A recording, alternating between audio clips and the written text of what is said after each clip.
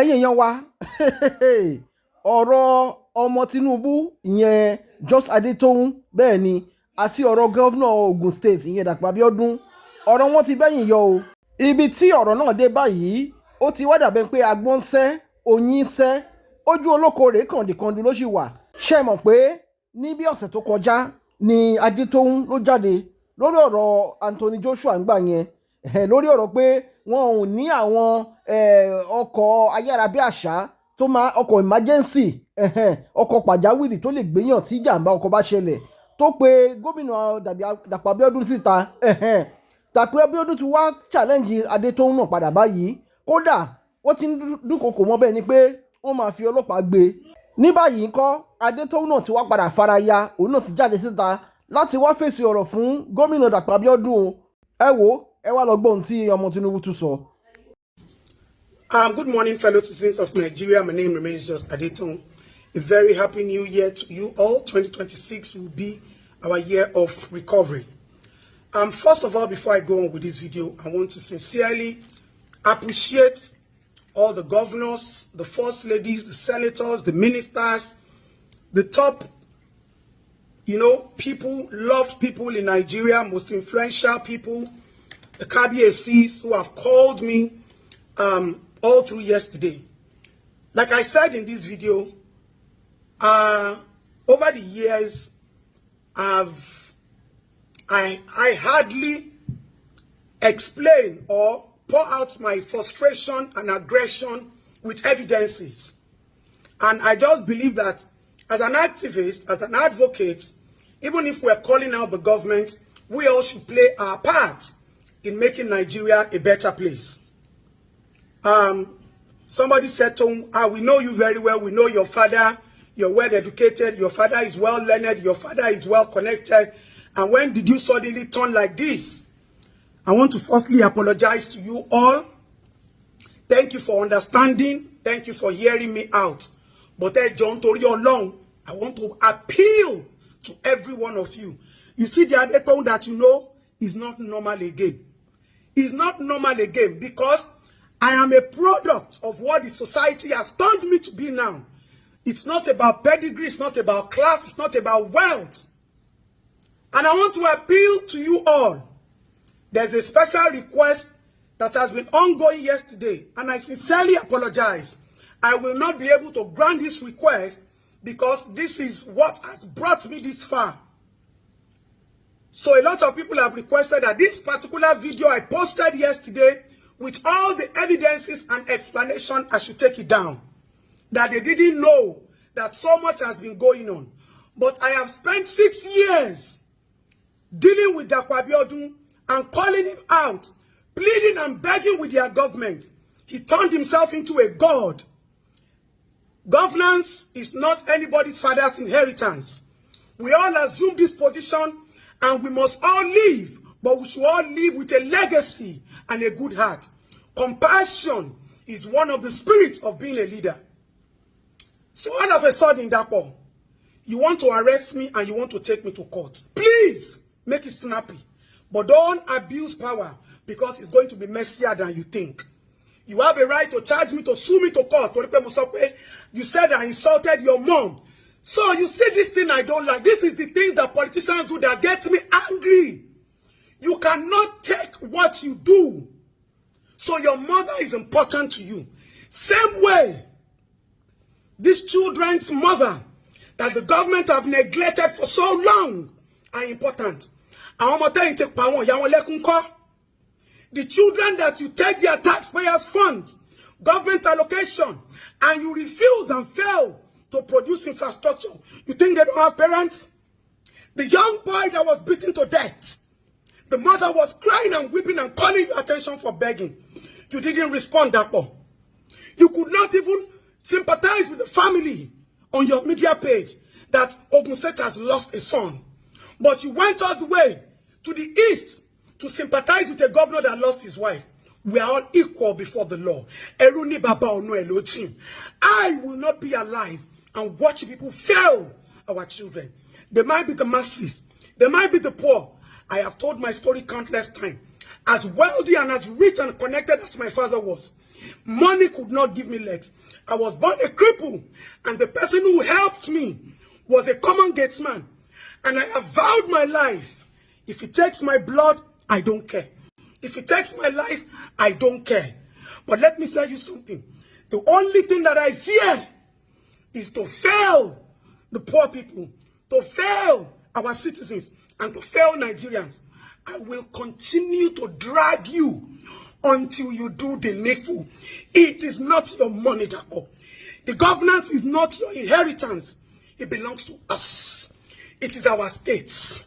So we have a right to call you out. Any way I say it is a compilation of my frustration and anger. I took my car all the way from Lagos to Djibouti. So Lagos State had an Ogun State has ambulance. And you people allowed me to put a boy in my car. What if that boy died? Would I be in jail today? Or you come and defend me and say that she was working as an activist in our own country? You people had infrastructures and you have been hiding it. Is that what you're saying? You have amenities and you have been hiding it. All of a sudden, pictures of buses are surfacing. Which year were those buses taken?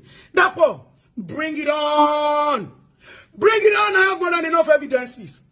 Yeah, Abi, let me apologize to all the KBSCs, to all the Obas, to the First Lady, to people that I don't even want to mention their name, because you people don't even know what goes on behind the scene. Dapo, bring it on. Be very fast, but try not to abuse power. Because if you abuse the Nigerian police, it will be another case on your neck. You are just a governor. And elected, whether elected or selected, you are serving a state. Don't play God. Asiwaju has never played God on us. Someone who never played God, he listened. That is a governor with compassion. He put aside the pains and the insult, and he did the needful. Dapo Abiodun, if you want to arrest me, I will give you my house address. Send your court papers. Everybody has been telling me to take down that video. SF Ojo, you called me yesterday, you were pleading and begging I should take down the video. I'm not taking down any video. I have taken too much bullets for you people. I have sacrificed too much in this country for anybody to want to think that you want to mess up with my evidences. I am not taking any video down. Let it be there and let people see that I've called Dapo several times. I have reached out to his team several times. I have reached out countless times. Go to my DM is full. When I see case and I hear Ogun State, I will have to send money personally. Because I don't, sometimes even when I'm not in the country, go and do this, go and do this, go and do this. Because I know that the governor will not respond. And he doesn't have a team. Go to his social media page. You cannot get his attention there. I have told them several times. Open up social media pages. Ministry of Women Affairs, Ministry of Youth and Development, Emergency Response page, Sexual Violence. Open this social media page. I personally will tag them for you, for people to come and report, or people should come there. Never for once have they done it. So therefore, bring it on, let's go. Bring it on, let's go. Let me see the court of law that will charge me for saying, bring it on, let's go. So one more yati Gbe Omo, you people are wicked. Therefore, you are heartless. You have no compassion. Local government chairman, they have been calling me since yesterday, reporting how you are owing them, and also that aside. So many things. So you have these ambulances, and they still have to bring ambulance from Lagos to come and pick Anthony Joshua. You have these ambulances, and all the cases we have been doing in Ogun State, it is Okada. Your commissioners will tell us they are sending. They don't have vehicle. I have been using my own personal vehicle to run errands for state government. What someone who will never. The day I took a bike to rescue a child, when they told me that child might not survive in 5-10 minutes, I left my car, I hopped on a bike. That someone who sent a brand new ambulance to meet us in the nearest hospital we took the child to before they transported the child to General Hospital in Fakojayi. Go to any general hospital in this Lagos, they know me. They give us first-class response treatment. Even the ones we bring from Ogun State. Let's go. Bring it on, Dapo. I'm ready. We are waiting for you. It is not only my war. It is the war of the masses. It is the war of the unprivileged. It is the war of the abused, the neglected, the ignored in this country. Therefore, bring it on. It's true.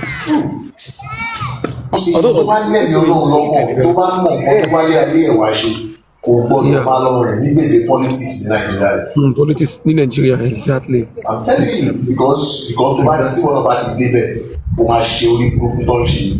don't do it, they will humiliate you. Exactly. You are right, Mr. White. You are right. Sherry, as in, with they are listening to our cry, only mark boy is better because I keep saying it. If you wait 10 years ago, if you wait 7 years ago, because any small thing saying I'm a wow, everybody my online, we start screaming and start shouting and start saying we don't want this. Only my listening though, but as in pariwo online could have tell could have it is even getting better than the way it was before. Everywhere long plot on social media, one lay on Facebook, one lay on Twitter, one lay on anybody back up online to buy share any program by everybody on Mama Tap me, is either comment section or on everywhere. Governors so more táwọn náà sá lọ sí ABC náà sá lọ sí ABC mọ ìbọn gbà ó ṣòwò kékeré náà about 250 million naira or something like that. It's crazy. iye tó ń fún ọ nìyẹn. Yes, each and every one of them tó bá ti divert right. Tọ́bajẹ́ Nàìjíríà jẹ́ ìlú tó serious ni èèyàn ń rúrù ní ẹ̀mọ́ primary school tó bó tẹ̀ lọ secondary school primary school tó lọ ká tẹ̀ máa mọ̀ ká àmọ́ bàbá àmọ̀ yẹ. Tẹ bá sì bèèrè lọ́tọ̀ àwọn APC wèrè wọ̀nyí pé ibo ni ọ̀gá yín school wo ló lọ primary school wọ́n máa sọ fún yín pé kò necessary. St. John school ló lọ ara lọ́yà ní sáìdì ibo ló present certificate wà lọ́wọ́ ẹ̀ kò tó bá sọ ń gbà tó ń campaign pé òun lọ bẹ̀. St. John school ló lọ ara lọ́yà Lagos Island ni. ẹ wà sure ṣé ta bá gọ́gù a máa rí lórí online. ẹ try ẹ wò sorry ẹ try ẹ wò now. I used to say something to people because gbogbo problem náà ní Nàìjíríà sí ìjọba yìí náà ló gbé dé because wọ́n dẹ̀ gbọ́dọ̀ wá solution sí because àwọn fúnra lára wọn ló pe àwọn terrorists yìí wọlé ló pe àwọn Boko Haram yìí wọlé. As of 2012-13, the same Tinubu, the same àwọn Buhari, the same àwọn Amechi, all these set of people, they want to run Jonathan out of the government. Wọ́n fẹ́ mú kó ń bẹ̀ with all means. So wọ́n hire àwọn people yìí wọlé ní ìsìn agbára wọn ò ká wọn mọ́. Wọ́n di terrorists everywhere. I don't know. Agbára wo làwọn ọmọ terrorists yẹn ni tí ò bá ń ṣe pé wọn ò fẹ́ ṣe nǹkan kan fún wọn sì fẹ́ lò wọ́n ni. Yes, you know that. Nígbà tí Tinubu ṣe gọ́vnọ̀ ní Lagos State, a kó àwọn ọmọ court wa. Agbe o. Àwọn ọmọ court a kàn báyìí gbogbo wọn papọ̀ àtẹ̀yẹ o àtàkẹ́ àbí kí náà ṣe pé wọn. Gbogbo bẹ̀rẹ̀tì ló máa kó sójú kan ní Lẹ́kì tó bá ní kí ọ̀gá wọn dà á gbé owó ńlá fún wọn á gbé oríṣiríṣi àwọn ètò lé wọn lọ́wọ́ èyí táwọn ọmọ yẹn bá wá lò wọn á wá dá díẹ̀ padà wọn á fẹ́ ètò kù lẹ̀ wọn máa sọ pé ọlọ́pàá ti gbà àbí kankan ti ṣe ìyẹn náà fi máa oppress gbogbo òlù tá election bá lọ tán tó àwọn ọmọ yẹn tó bá ti commit tó bá mú wọn mọ tó bá ti débẹ̀ wọ́n ti mọ bó ṣe máa lọ sọ pé kí bàbá yẹn fi wọ́n lẹ̀ bọ́ọ̀dẹ̀ fi wọ́n lẹ̀ tó bá tún bá dìgbà election ẹ máa rí pé wọ́n máa release gbogbo wọn ní kirikiri ní pátápátá ní kọ̀ọ̀kan wọ́n tún máa dùn wọ́n again that's the same picture tó ń paint pẹ̀lú àwọn bandi àti terrorist. Èmi mo sọ bẹ́ẹ̀ blessed lọ ṣàlàyé fún wọn lọ́hùn kó tẹ̀ ń ṣe nìyẹn. Àwórì ọmọ àlè Àwórì nìwọ ò kì í ṣàwórì. Ọmọ àlè èmi ṣàwórì ni àdúgbò wo ló ti wá láwórì Àwórì ti bo ẹni tó ń ṣe èrè Àwórì ti bo bẹ́ẹ̀ èmi ṣàwórì ni Àwórì kọ́ lèmi ni lórí burúkú olóṣì ọmọ Ìgbò ni wèrè. ẹ̀yà ṣe èrè yìí tẹ ẹ níran ó náà Àwórì lòun ọmọ òṣì ikú gbọ́dọ̀ máa kú. Anybody tó máa support government ikú gbọ́dọ̀ máa kú lágbára Ọlọ́run àwọn olórí ikú ńlá ni. à ń sọ̀rọ̀ nǹkan tó ń lọ wọ́n sọ òṣì káàkiri Àwórì. Orí ẹ̀ ò pé tako ìyá ẹ̀ ni olóṣó ìyá ẹ̀ lolóṣó èyí tóbìnrin yìí ṣe ìyá ẹ̀ ṣerú èrè ọmọ àlè níbo ni ìyá ẹ̀ wà tó ti ń takùn táwọn àbúrò ẹ̀ ti ń ṣe ọ̀rá ìsáká kiri tó ń tọrọ bárà kiri ọmọ àlè àdè máa sọ pé wọ́n pa wọ́n ní Sudan òun ló máa ń pariwo wọ́n pa wọ́n ní Sudan ò tárùkọ lórí burúkú yìí tó máa ṣòṣì ní 2026 òní ṣoríire. Kò dẹ̀ ní ṣe náà aṣẹ́dígún. Wàá rí pé mọ́tò máa pa ẹ́ dànù ni ó rí wèrè tó bẹ̀rẹ̀ sí ní ṣe láàárọ̀ kùtùkùtù ìyá oníyà tó gbé TikTok lẹ̀ kí ni ìyá tiẹ̀ ṣe ọmọ àlè ìyá ẹ̀ lolóṣó.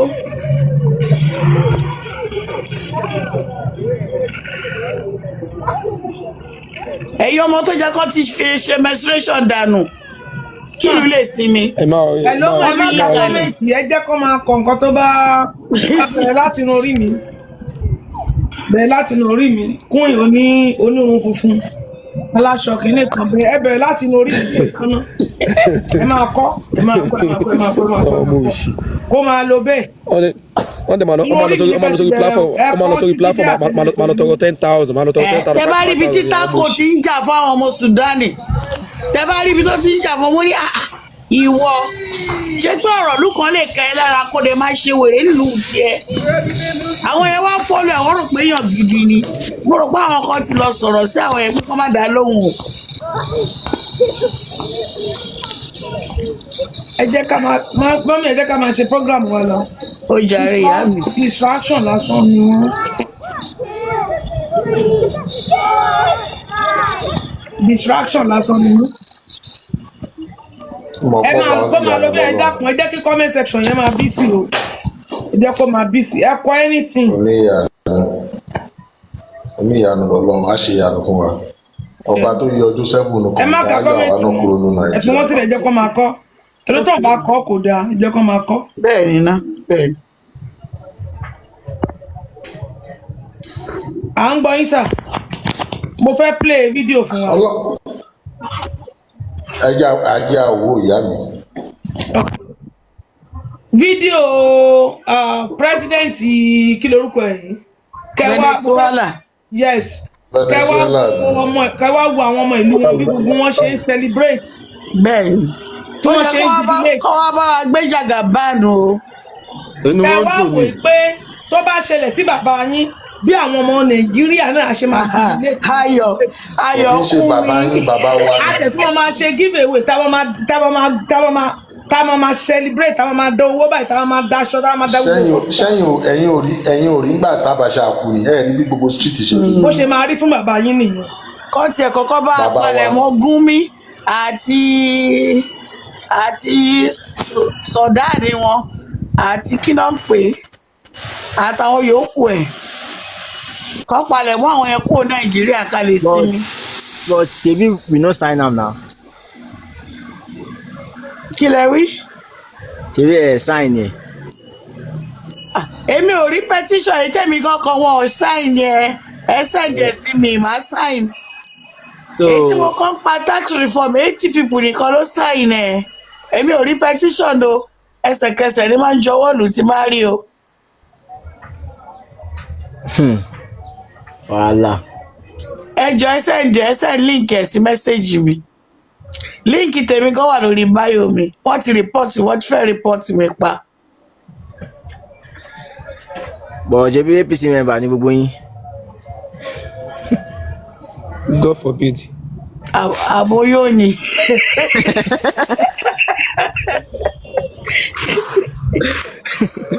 O ti mú nǹkan ni. Different. Àwọn pípọ̀ jáde wọ́n sọ pé the bomb is not good, this and this. Man, I don't even understand.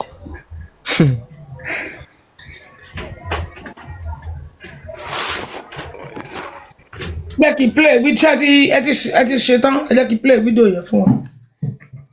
Ṣé yọ kúrò ni? Mi ò yọ o, ọjọ́ kí bí a network ló cut. Kórè apply.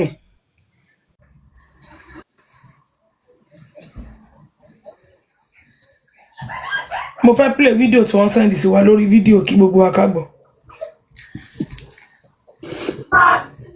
President tó bá ṣe dáadáa ṣebí inú àwọn ìlú máa kan gógó ni. Àti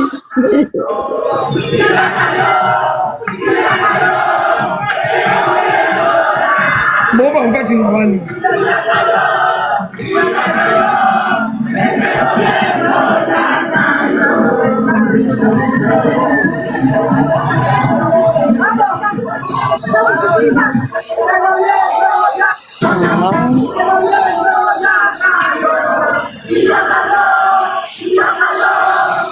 ṣẹ̀gbọ́n nǹkan táwọn èèyàn sọ wọ́n ní ìlú le kókó wọ́n ti fẹ́ pa wá gan o ìlú le kókó ó le kókó ó le kókó. jẹ́ Spanish lọ sọ yẹn.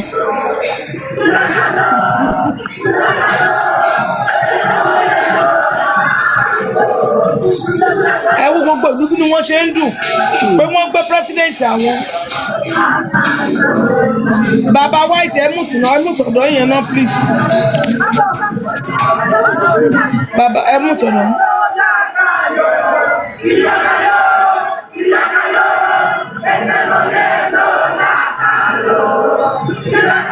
Ṣé gbogbo alárí?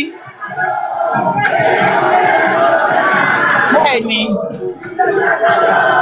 Èdè wọn ni wọ́n sọ ni o, èdè wọn ni wọ́n sọ ni o.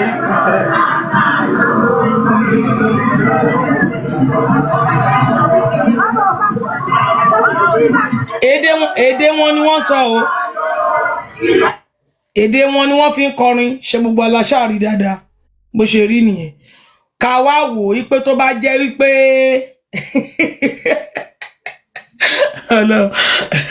tó bá wá jẹ́ Tinubu kódà takadu ilẹ̀kẹ̀ Tinubu yayo. Ilẹ̀kẹ̀ máa jẹ́ sọ̀rọ̀ ni. Ìmọ̀lá takọ̀ yóò du.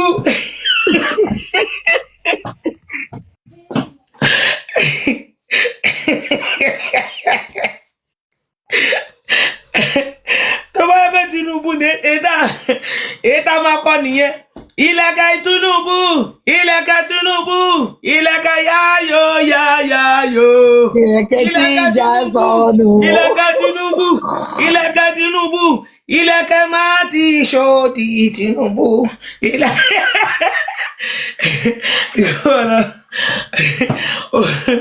Orí táàkọ̀ yóò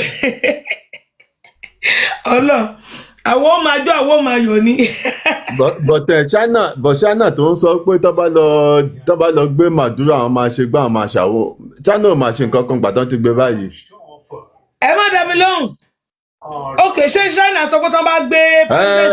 Gbà tí gbogbo wàhálà yẹn tó fi ń bẹ̀rẹ̀ China àti Russia wọ́n ń sọ fún Amẹ́ríkà pé wọ́n gbọ́dọ̀ ṣe anything ní Venezuela. Èbó lè ní China ń jà káàkiri ń tiwọn. Ẹ ó lè ní olè làwọn ń jà káàkiri. Àwọn kọ́ńtì ó lè. Wọ́n tó bá gbé àwọn ọjà. Ẹbí náà wọ́n ń ra ìjà lọ́wọ́, wọ́n wàṣọ ogun, wọ́n múra ogun lọ́wọ́. Bàbá Amẹ́ríkà tí ò gbọ́ panyá. Bí Amẹ́ríkà ṣe kó gbogbo worship wọn sórí omi, àwọn China náà kó tiwọn síbẹ̀, Russia náà kó tiwọn. So mo wá surprise bá mo gbọ́ lóru. Ìyẹn ló jẹ́ dóbi sí. Mo ní lórí pé wọ́n náà ti lọ gbé Maduro máa dà ẹ bá ní China àti Russia wà tó fi lọ gbé. Kò pé wọ́n ní wọ́n ti ń bọ̀ wá gbé òun o. Kò pé wọ́n ní Ìránù gan halẹ̀ ń bá yẹn. Ìránù náà halẹ̀ pé ọ̀gbọ́n bàtà pọ̀ jẹun etí kálukú wọn lẹ́ẹ̀kọ̀ọ̀kan. I'm telling you, America. Iran yẹn bọ́ǹbù sì máa dún létí wọn láìpẹ́. F1 mà. Àkàrà olóró. Ok. Àkàrà olóró. Ẹ jẹ́ ká kọ́ F1. Jerry, mo ti kọ I love TikTok.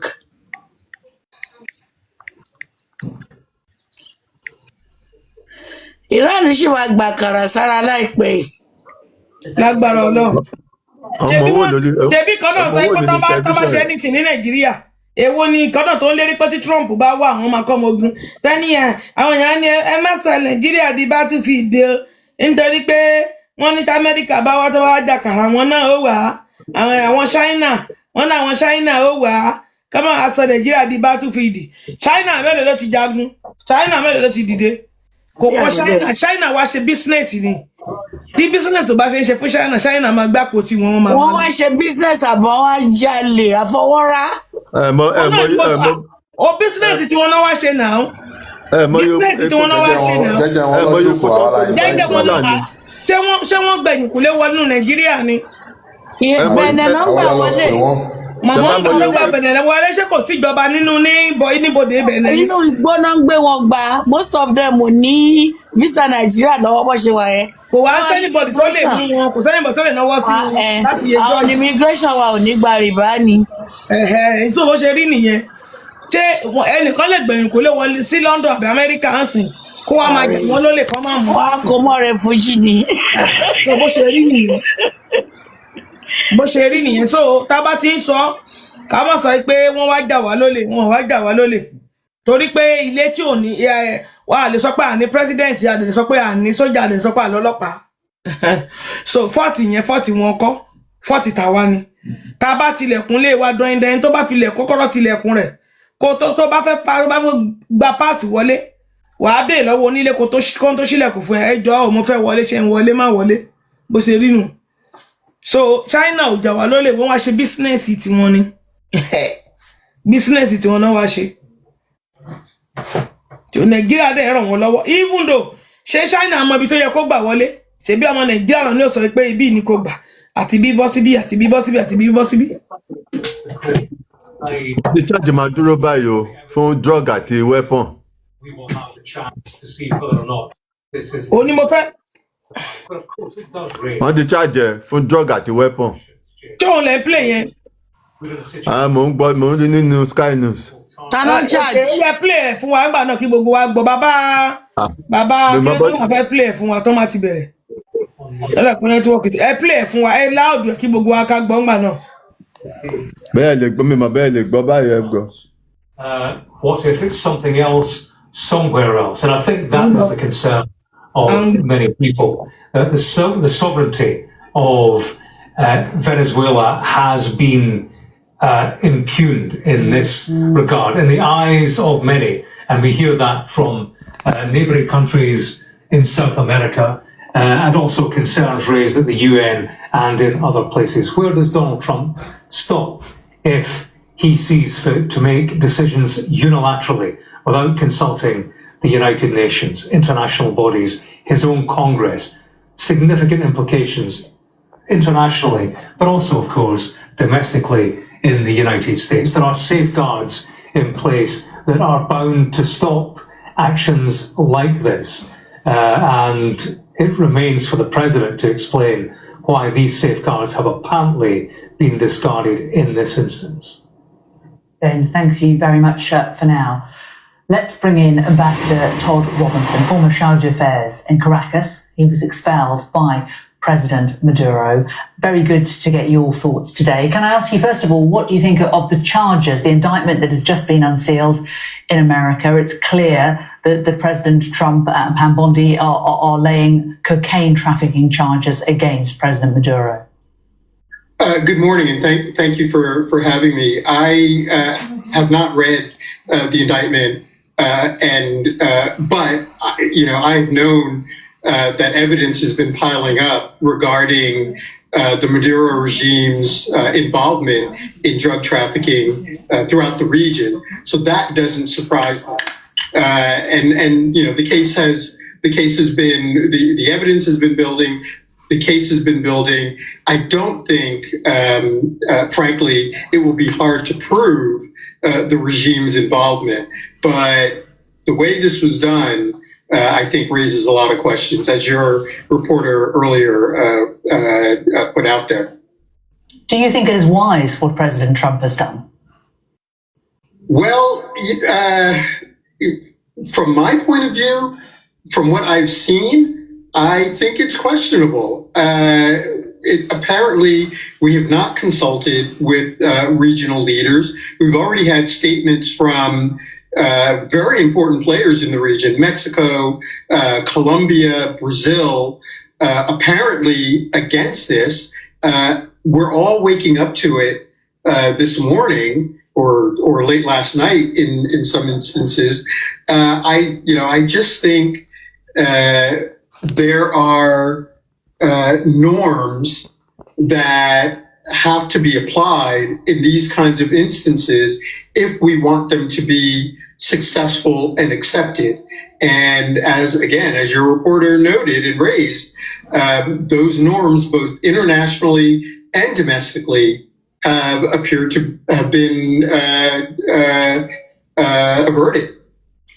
Critics of this action will say that it gives countries like Russia and China the green light to do similar in countries that they would choose to change a regime or a leadership. What would you say to that? I would have to agree with those critics. I think it puts a lot of instability out there by larger countries that have the ability and the means to affect this kind of action. This is why it's so important to get international support. When you're doing these things, you have to be able to show legitimately that you're doing this not for your own personal national interest, but globally. When you're crossing boundaries, when you're going into the country, you have to show that you know what's going to happen next. And from what we've seen so far, there's very little indication that what comes next has been thought about. Well, in terms of what comes next, what do you know about who is currently in charge in Venezuela? Who is governing the institutions there at this very moment? I have a lot of questions about that. There are some obvious options out there. There are reports that Delcy Rodriguez is out of the country, but if she's in the country, she's both the vice president and I think the head of their Congress. So she's one option. Diosdado Cabello, who is the party leader, is another option. I think General Padrino, the head of the defense forces, is another option. But frankly, I don't know. I think it's a very legitimate question. The other part of this, of course, is the two people that we apparently support, Maria Corina Machado and Edmundo Gonzalez, are both outside of the country as far as we know. And how we support them getting back in, what that support looks like if we get them back in, all of those are questions that have to be answered, and hopefully they are thinking about this. Why do you think President Trump? Bẹ́ẹ̀ni, agbọ́ yékéyéké ó nìyẹn o. Trump pàṣọ fún president tí ò bá ti gbọ́ràn ni. Ó dé torótoró, Trump dé, ó dé torótoró, Trump dé.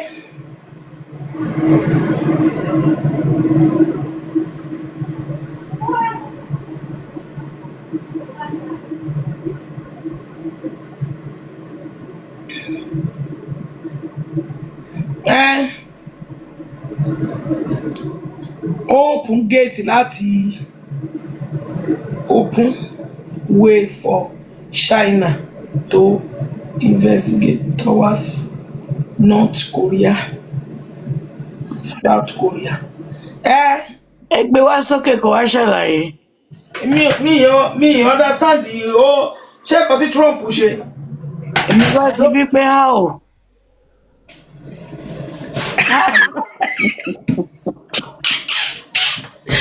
Baba fẹ́ ṣe kí ló tẹ̀ fi rẹ́rìn why?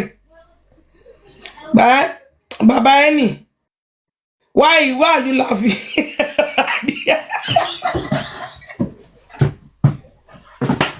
Iyola.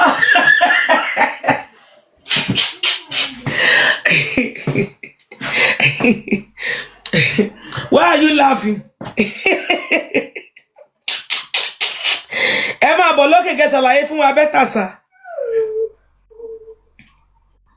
Kò yé mi. Libya 2.0 loading in South America. What happened? What Russia or China carry out similar action? Gbogbo kata nǹkan yẹn ò yé mi, mo bí tẹ́ ń sọ̀rọ̀ lọ. So,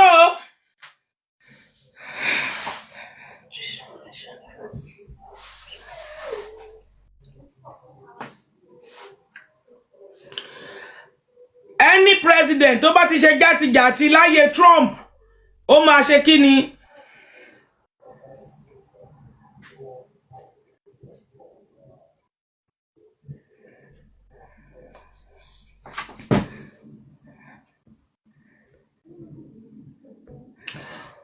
Ó máa jẹgba.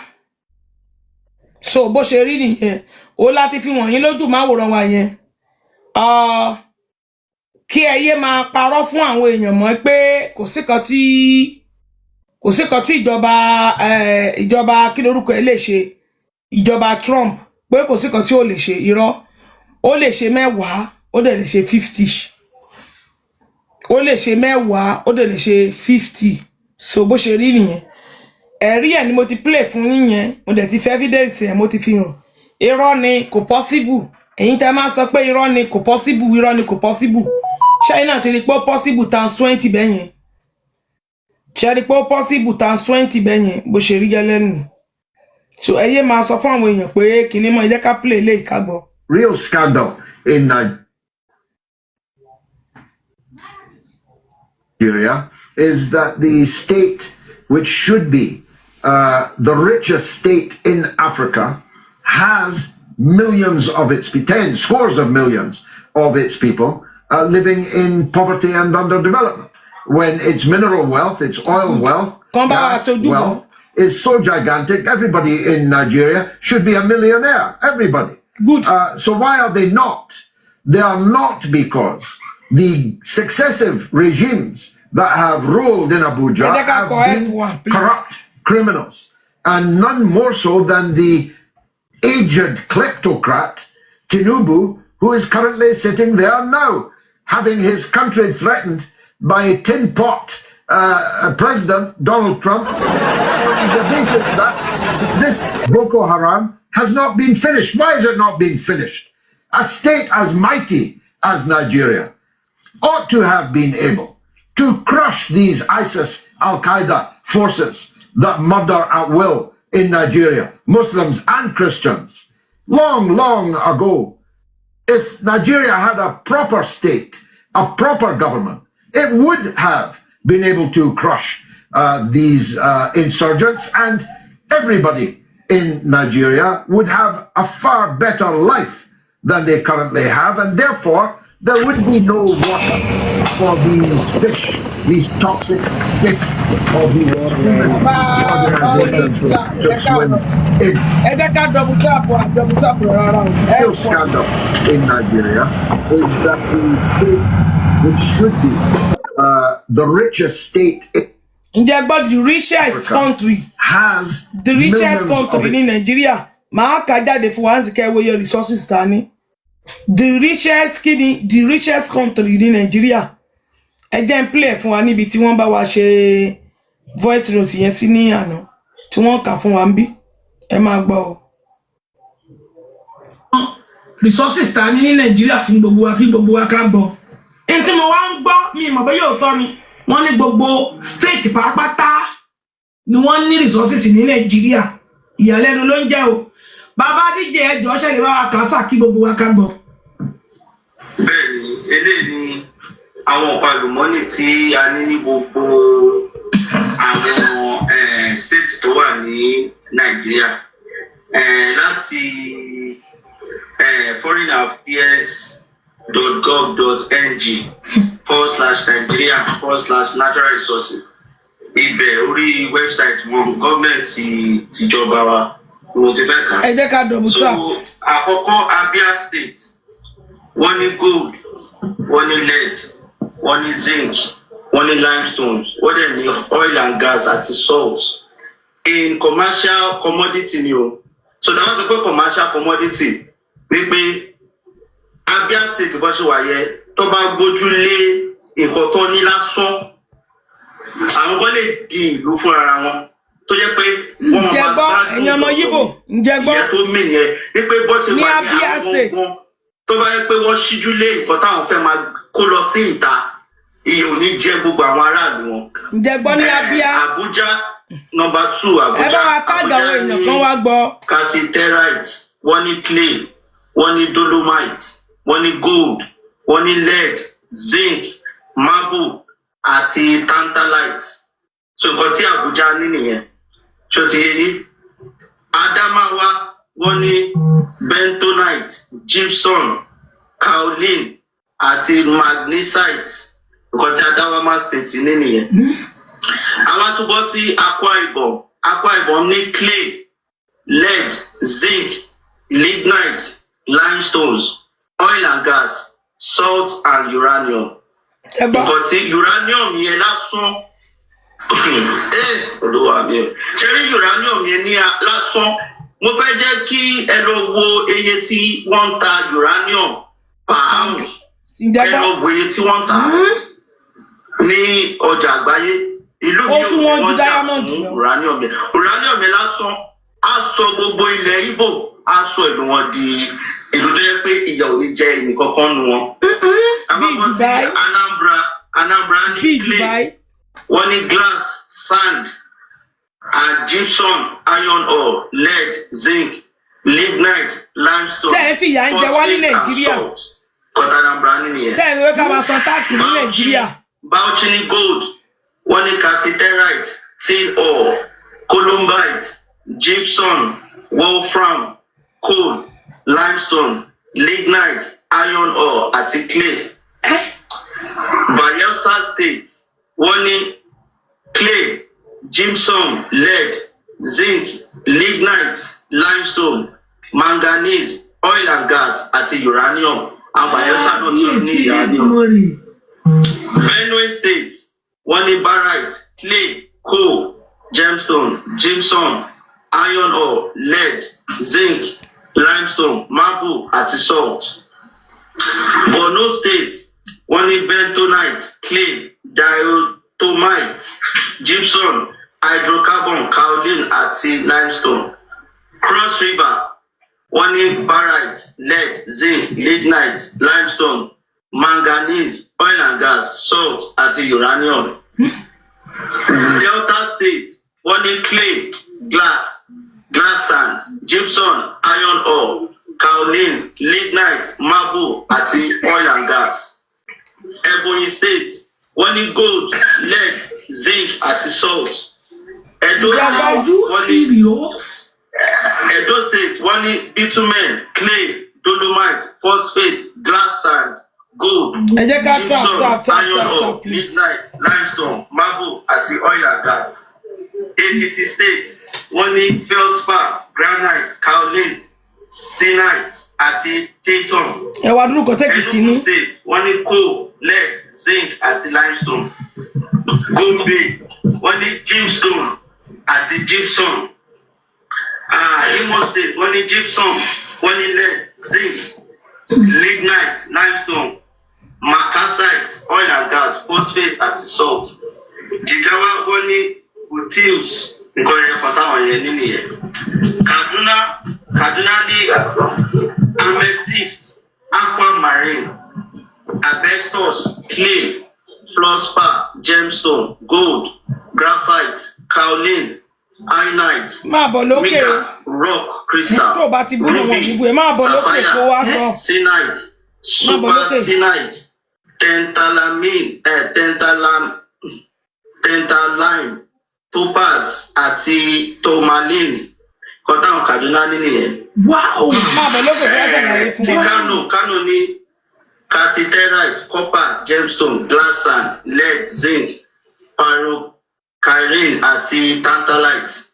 Katsina State ní kaolin, marble and salt. Kebbi State ní gold. Kogi State ní coal.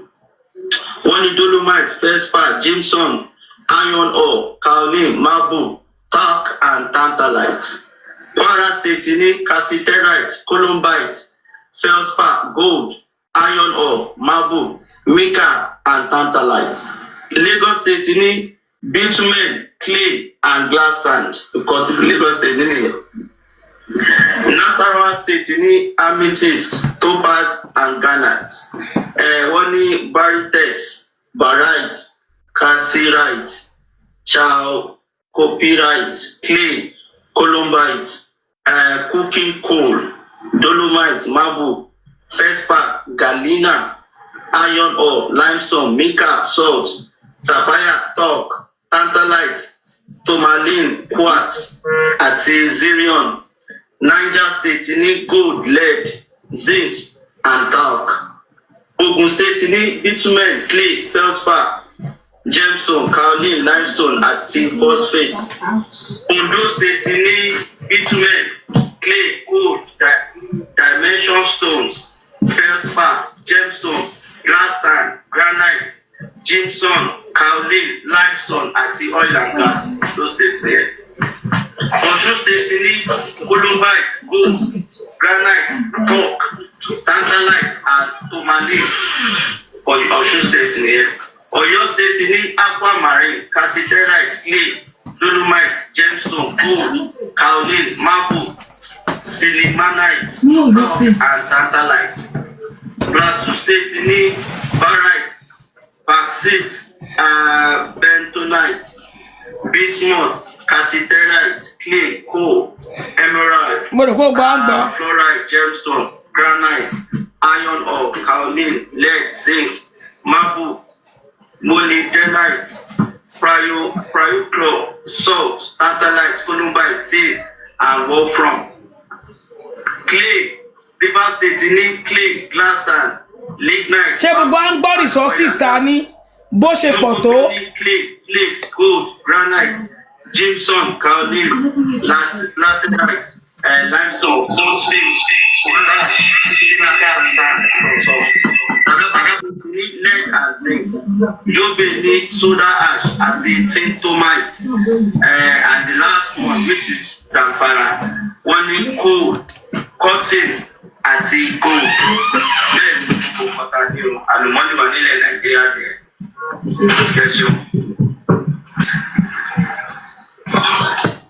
Mo rò pé gbọ́dọ̀ gbọ́ àwọn àlùmọ́nì yẹn bó ṣe pọ̀ tó. Àwọn ìlú tí ò ní àlùmọ́nì tí wọ́n ní nǹkan kan tí wọ́n san táàsì ló pọ̀ jù. Kọ́ńtírì tí wọ́n ní nǹkan kan rárá máa play náà fún wa tẹ́tí máa gbọ́. Kọ́ńtírì tí wọ́n ní nǹkan kan rárá tọ́ tí wọ́n dẹ̀ san táàsì tí àwọn ọmọ wọn dẹ̀ ń gba sálárì.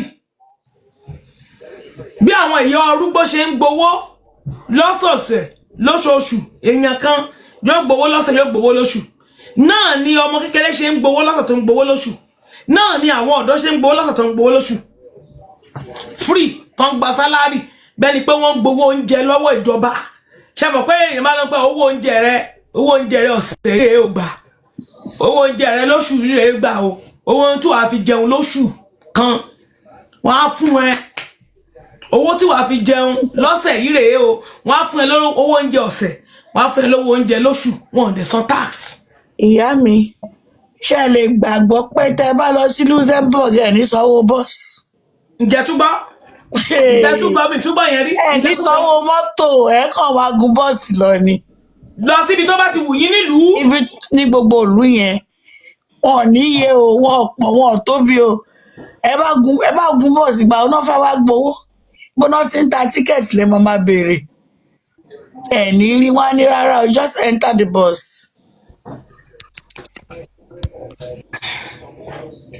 Mo rò gbogbo là ń gbọ́ ẹlòmíì máa tún wá ní how many èèyàn mélòó ni gbogbo wọn mélòó ni gbogbo wọn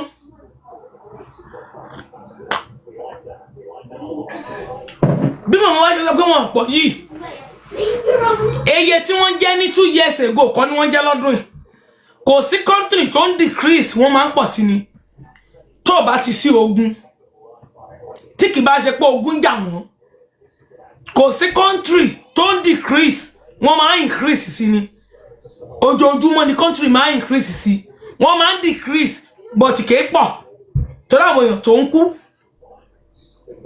increase ní country máa ń pọ̀ ju decrease lọ ní country ìlú tó wọ́n ti ń san tax yìí tó pọ̀ yìí ṣé iye tí wọ́n jẹ́ ní 3 years ago 4 years ago ni wọ́n jẹ́ wọ́n ti pọ̀ jù mọ́ dáadáa yàtọ̀ sáwọn tó ti kú àwọn tó wà láyé nínú wọn pọ̀ ju àwọn tó kú lọ so tá bá ń sọ wípé mélòó ni population wọn àwọn ìlú wọ̀nyí tó bá tún pọ̀ ju eléyìí náà lọ ×5 wọn ní san tax wọ́n pọ̀ o wọ́n pọ̀ o wọ́n bá tóbi ju Nàìjíríà 10 lọ wọ́n ní san tax torí pé ohun tó fẹ́ jẹ dọjọ́ kú wọn ti wà ńlẹ̀ fún wọn ohun tó fẹ́ ná ohun tó fẹ́ lò dọjọ́ kú wọn ti wà ńlẹ̀ fún wọn bọ́n tó Nàìjíríà ×20 wọ́n ní san wọ́n san láti bẹ̀rẹ̀ wọn dẹ̀ ní san torí wọ́n á bèrè pé resources àwọn kọ́ wọ́n á ṣe protest wọ́n á ṣe rally fún resources àwọn kọ́ gẹ́gẹ́ bí àwọn náà ṣe ń bẹ pé our resources ń bo ló wà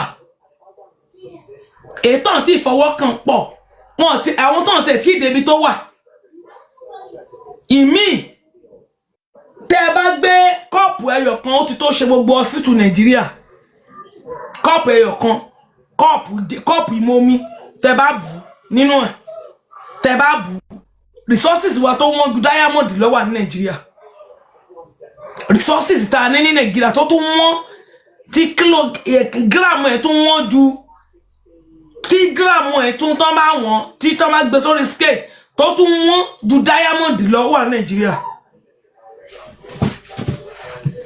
tí ìtìtì ń ṣomi tí ìtìtì ń ṣo ìlì omi wọ́n rí country míì tí wọ́n sọ sálárì fáwọn ọmọ wọn tí wọ́n ń gbowó tó ń fún àwọn ọmọ wọn lówó lóṣooṣù hello tó jẹ́ pé kí ni wọ́n ń lò ńbẹ̀ kí ni wọ́n lò tó fi ṣe resources wọn water resources ìlú yìí o water irú ilé tó wà lẹ́kọ̀ọ́ yẹn ni resources ìlú wọn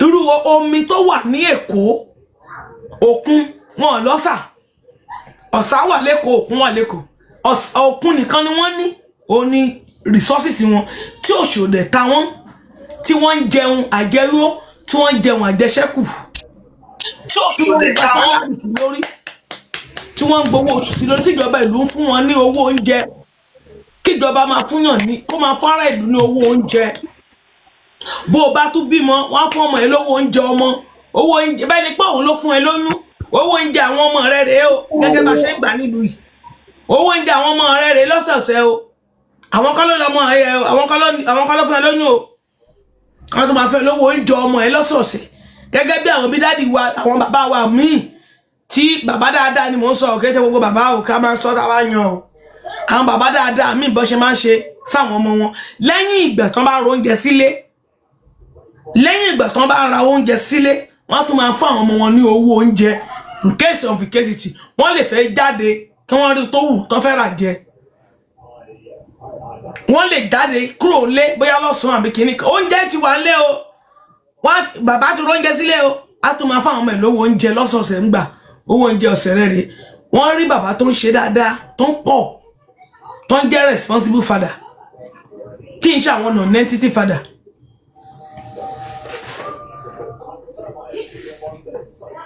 láti wọ́n fún ọmọ wọn lówó oúnjẹ. ọ̀rọ̀ kọ́ọ̀bù kan fẹ́ sọ̀mà. bẹ́ẹ̀ gẹ́lẹ́ ni àwọn ẹ má bínú ìṣẹ́jú kan mọ́ mi wá.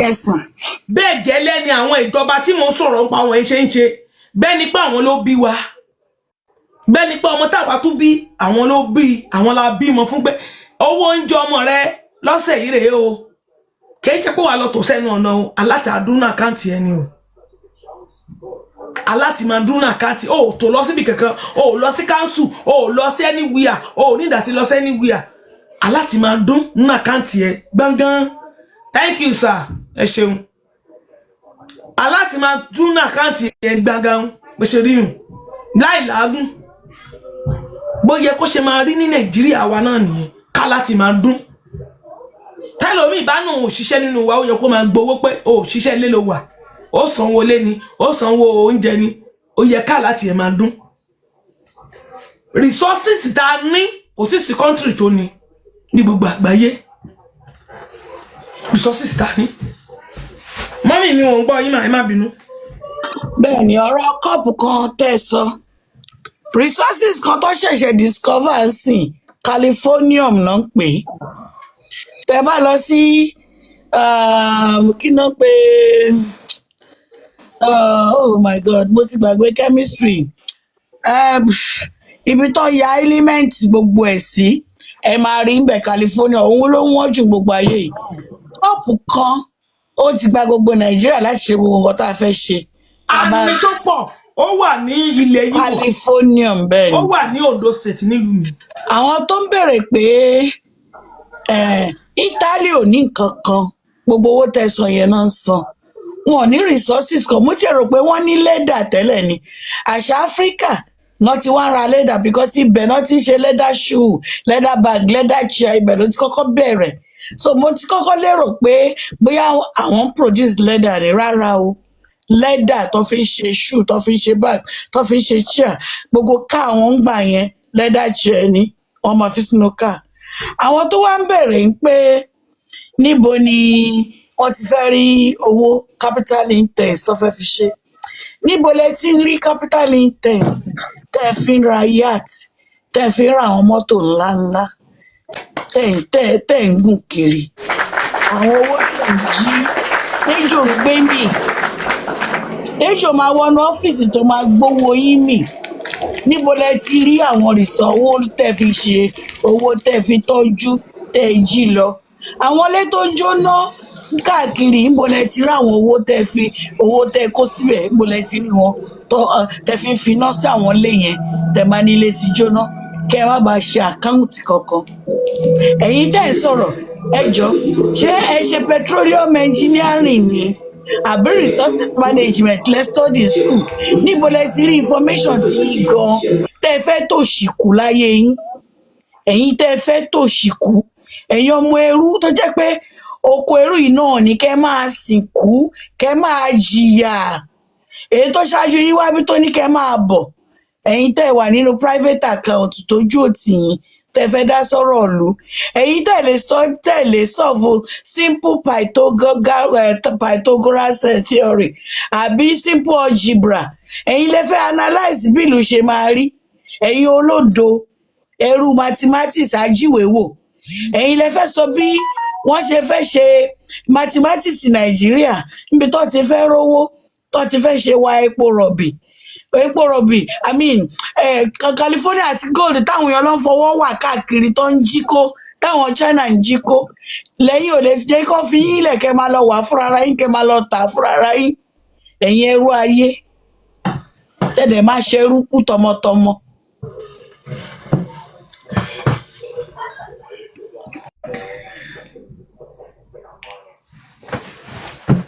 Ẹ jẹ́ kí n play àwọn ìlú tí ò ní resources.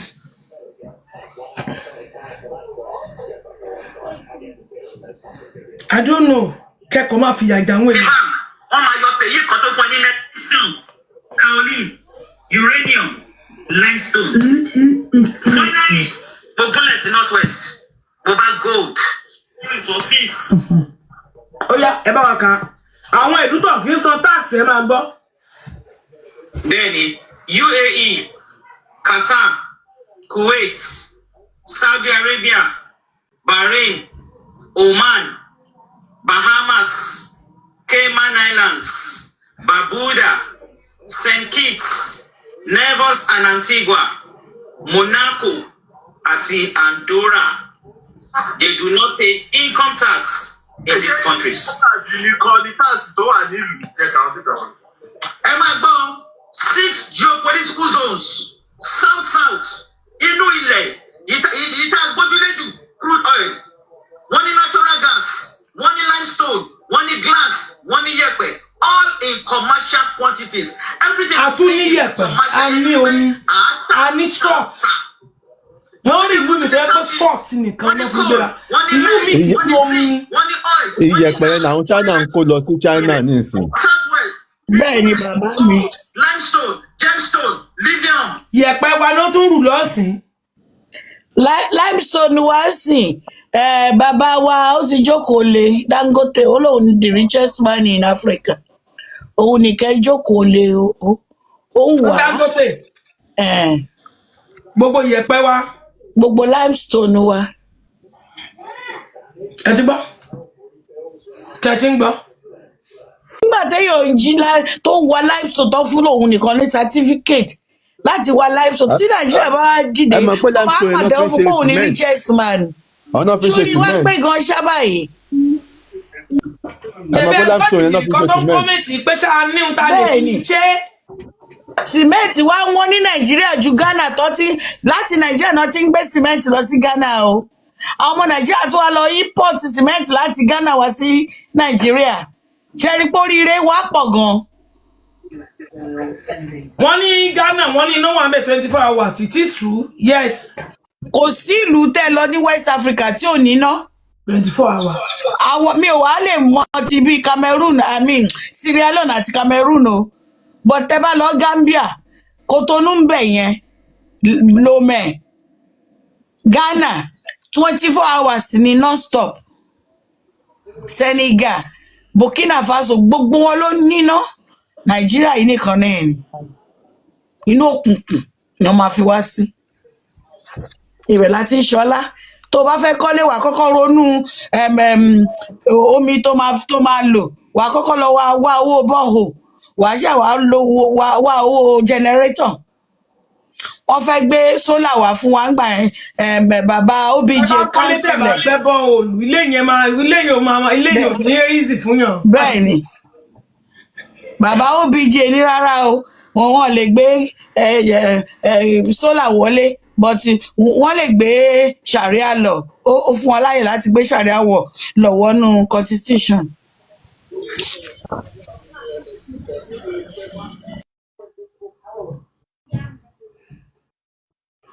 Bàbá ẹ̀ ṣe máa fi ní ìsìn bó ṣe ní Nàìjíríà bó ṣe ní ìsìn.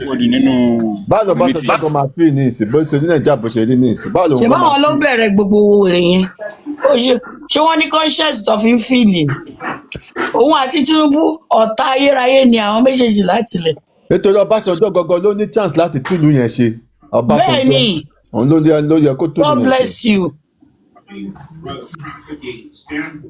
Ọbásanjọ́ ni but ó dà pé greediness ló jẹ́ kó rí nǹkan tó fẹ́ ṣe greediness tó wà náà. Ó fẹ́ lo second tenure kan táwọn náà ti bá sọ fún ló máa ń gbọ́ ló máa ń ṣe jù. Àtíkù ló bá tiẹ̀ jẹ́.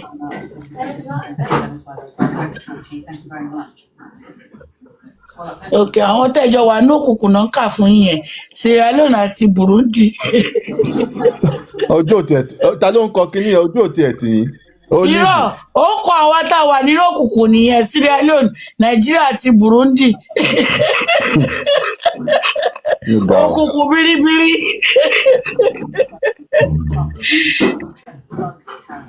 Gbogbo nǹkan ta ní Nàìjíríà tó wà nílẹ̀ wa kò tẹ̀ yẹ ká jáde rárá àwọn ọmọ Nàìjíríà kò yẹ àtọ́ each state kan tó ní wọ́n lè fi develop ara wọn each state kan tó wọ́n lè fi develop ara wọn gbogbo kan wọ́n ń pe tax kò tẹ̀ ní ìdẹ̀ ìlú tí mo wà yìí wọ́n ní kankan wọ́n ń gbé everything wọlé ni o wọ́n ń mú apart from pé wọ́n ṣe màálù àti kí wọ́n ti ń gbé díẹ̀ nínú apple tó ń gbìn the other things wọ́n kó wọlé ni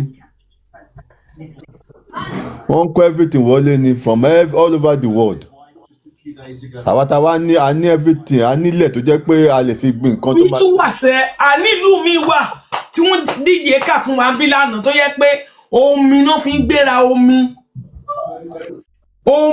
ni mo sọ fún yín omi nìkan ni wọ́n ní omi àná ni mo mọ̀ pé ara resources náà ni water omi kí ni wọ́n ṣe sómi wọ́n ṣe tourism síbẹ̀ àwọn èèyàn máa wá síbẹ̀ wá ṣe wọ́n ṣe oríṣiríṣi kan. ọ̀nà nílùú tí mo wà yìí orí omi la wà nílùú orí omi abẹ́ omi ẹni tó bá mọ Netherlands á mọ̀ pé abẹ́ omi la wà tẹ bá rí bọ́n ti ṣe ìlú wọn ẹ lè pé ẹbẹ ìrósọ kan òjòrò ìrósọ kan wá ń gbélé lọ tẹ bá rí bíbá ẹ gọ́mà abẹ́ omi la wà ń bíbá abẹ́ omi wọ́n ti ṣe 24/7 náà ń ṣó omi wọn 24/7 oníbìkan tó ń ṣe ní àìsí tó jẹ́ pé tómi yẹn bá pọ̀ wọ́n máa ṣí bẹ̀ omi á máa flow lọ again. ojoojúmọ́ lòjò ń rọ̀ ń lò yín yẹn. yà ojoojúmọ́ ayé. ibi mọ̀ ní kankan bí bàbá tẹ bá. ojoojúmọ́ yìí. ní Netherland. tọ́rùn bá rìn jẹ́rìí sọ́mà wa ò kí ń kọjá 2 weeks tọ́rùn fi ràn 2 weeks èyí tó kò tútù òjò. náà ní kankan bọ̀ tẹ bá rí everywhere iná wà 24/7 tó bá fẹ́ múná tó bá fẹ́ ṣe iṣẹ́ ní àdúgbò gan wọn á ti kọ lẹ́tà for the past 3 months bá àdúgbò àwọn ń bọ̀ bí wọ́n fẹ́ ṣe íńtánẹ́ẹ̀tì náà bí wọ́n fẹ́ ṣe kò sí nígbà bí i 2-1 hours wọ́n ti ṣe tán ti kúrò ń bẹ̀. kò sí rọ́ńbẹ̀. ẹ jẹ́ ká double tap mo rò pé gbogbo àlà ń gbọ́ ẹ jẹ́ ká share please ẹ jẹ́ ká tẹ share button ẹ jẹ́ ká máa support live program tá à ń ṣe kó lè máa lọ fà. tá a bá ń sọ fáwọn èèyàn pé ìlú tó develop bọ́n ṣe ṣe náà máa sọ pé ẹ mọ̀ pé àwọn yẹn ti pẹ́. àní nǹkan kọ́ sí bíbá yìí pé gbogbo àwọn resources tí mo tó mọ̀ ó kà jáde yẹn ṣáà ní ta lè fi develop ẹ̀ jọ́sìn mọ́ ẹ níbi tí brain ẹ lọ. mo ní ṣé bàbá yín rówó ra yáàtì ṣá. ẹ ibi tí brain ọ̀hún ṣe bèrè pé yáàtì tí bàbá wọn rà sí Monaco ibo ló ti rówó rà ṣé personal money ló fi rà á ni. ọmọ ẹrú làwọn ẹlòmíín ìyá àwọn ẹrú bàbá àwọn ẹrú grandfather àwọn ẹrú ọmọ ọ̀dọ̀ náà máa ṣe kú láyé wọn. Bí náà Venezuela ṣe ń dùn inú gbogbo. bí wọ́n ṣe ń jubilate kó má dé mọ́ ni bó ṣe wà nílẹ̀. even àwọn tó jẹ́ sọ̀pọ́tà Maduro gan-an wọ́n lẹ̀ ní o àwọn gan-an ojú máa tì mí ẹ wo gbogbo bí ìlú ṣe ń jubilate sọ wọn lẹ́kìtì bá. àwọn kan ti sá lọ ẹ̀gbọ́n tó làwọn kan ti bẹ́ dànù bẹ́ẹ̀ ni. woman opposition leader àwọn tó jẹ́ pé wọ́n lé kúrò nílùú nísìnyí wọ́n ti lọ kọ̀ǹtáàtì yẹn nísìnyí yẹn ti lóun padà bọ̀. kí lorúkọ Libya wọn ti ní president dè ní. ó dàpọ̀ ọmọ Gaddafi ló máa padà tó wọ́n ti fẹ́ ṣẹlẹ̀. tẹ́mẹ̀ ìyàtọ̀ ọdún tàn ti ní president ìlú wọn dẹ̀ jẹ́ ẹni tó yẹ kó gba sálárì ẹni àwọn pensioner ń gbowó àwọn ọmọ bí wọ́n ń gbowó lọ wọ́n sọ pé wọ́n ní president o torí tó bí o mọ bí tẹ́ fẹ́ yí ọ̀rọ̀ Nàìjíríà tí wọ́n ní president wọ́n dẹ̀ ń gbádùn.